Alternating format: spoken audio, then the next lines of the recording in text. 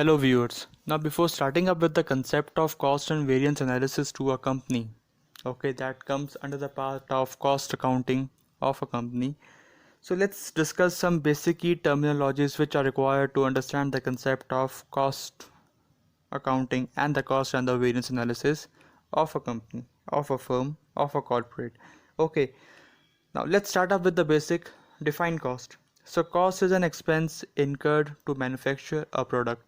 Okay, cost is simply a amount spent on a product to manufacture a product and to send into a market for the sales purposes. That is termed as cost. So cost can be further classified into the three categories. These are the direct material cost, direct labor cost, and the overhead cost. Overhead costs are further classified into the two fixed overhead cost and the variable overhead cost. Define variance. So variance is the difference between the expected results and the actual results. And the variance is further classified into the variance analysis of a company, and these analyses are basically performed between the prior financial statements and the present year financial statements to analyze the performance and the profitability analysis of a company. Now what is the variance analysis and what is the use of it will be discussed into the further upcoming videos. Okay, now the variance analysis is further classified into the two. The one is the favorable variance analysis and the another is unfavorable variance analysis. So favorable variance analysis occurs when the company's actual cost is less than the total cost. Okay, so when the actual cost is less than the total cost, it means it is a profit to a company. So it is in favor of the company. It's a favorable analysis, favorable variance analysis.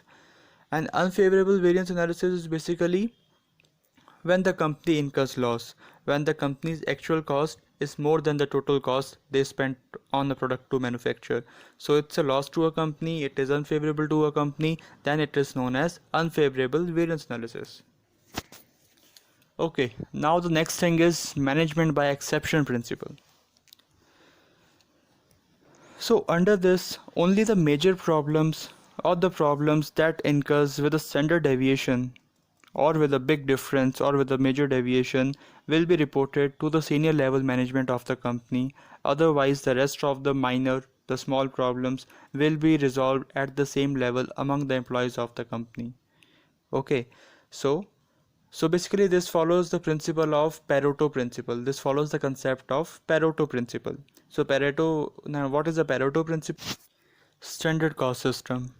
So it is a system under which cost margins or the cost limits are targeted by the managers for the next business period, and these targets have been analyzed and compared with the prior financial year financial statements, and then they have been imposed for the next year financial statements also.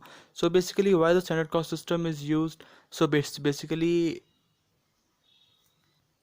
it will act as a performance management tool for a company.